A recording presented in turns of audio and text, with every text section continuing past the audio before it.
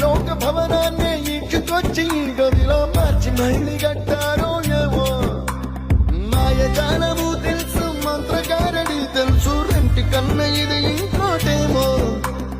నీలాకాశం నేలాకొస్తే ఇట్టాగే ఉంటాదో ఏమో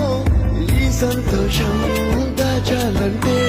హృదయాలు ఓ వంద కావాలేమో ఇంతందంగా ఉంటుందా ఈ లోకం ఇన్నాళ్ళు ఈ మనసుకి తెలియాలేదే పాపం